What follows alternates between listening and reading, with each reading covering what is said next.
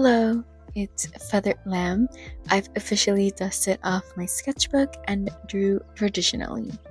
Therefore, welcome to the first ever quill session, where I, surprise, surprise, draw traditionally.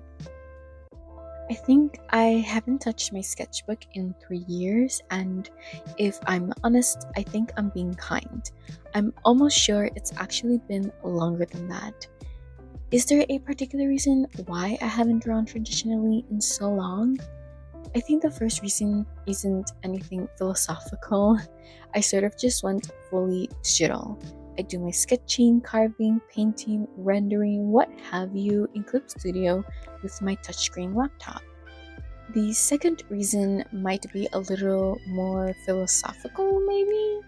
Social media took a hit on me. It's daunting to see all these sketchbooks made entirely out of finished, dare I say, masterpieces.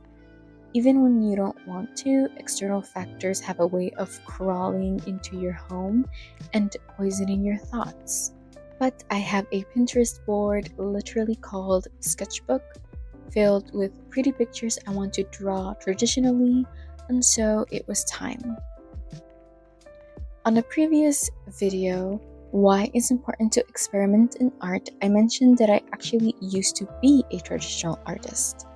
That meant that all my art was made with graphite or mechanical pencil and whatever paper I could find. In fact, I'm fairly new to digital art in comparison to how many years I was a traditional artist. So really, I was returning to square one rather than experimenting with something wholly new. I'm not green, I'm rusty. If you're ever curious, I do share my old art on my Buy Me a Coffee page, and they are all made available immediately when you become a supporter by leaving a tip. The link is always in the description box. So, I grabbed my supplies, sat down, and I didn't know how to proceed.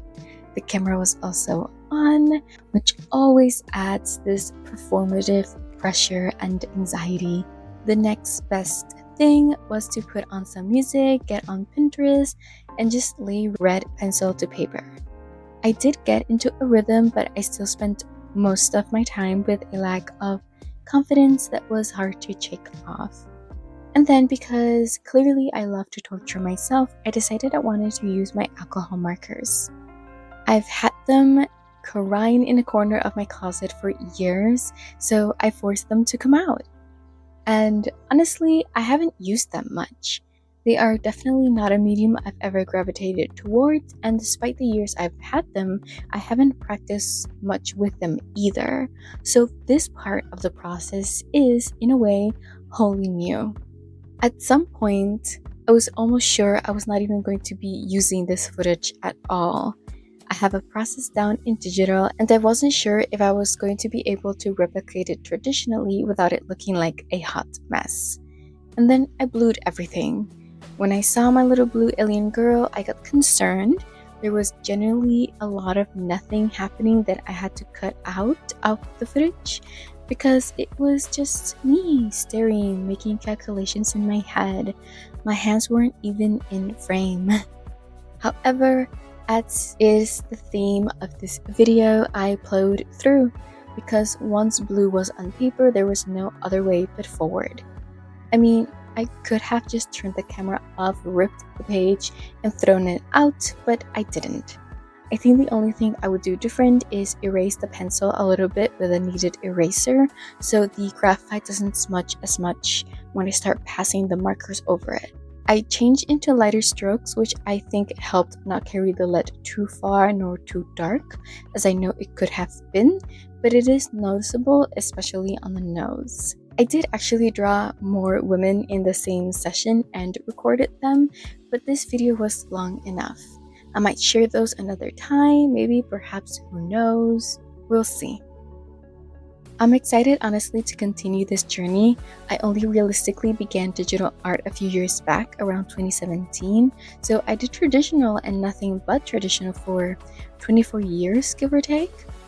I don't know how to ride a bike, but I think the saying about easy as riding a bike or never truly forgetting how to ride one applies here.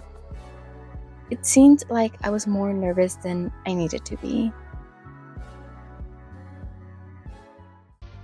Once I finished painting, it was time to do the quote-unquote line art so that her features could be better seen and appreciated, since painting over the sketch kind of washed her out.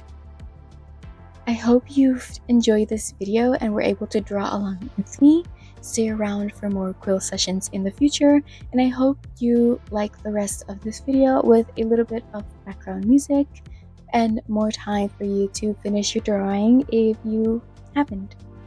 Thank you for tuning in. Click on the white subscribe button down below. You will know when you are subscribed when it turns from white to gray. Have a magical day.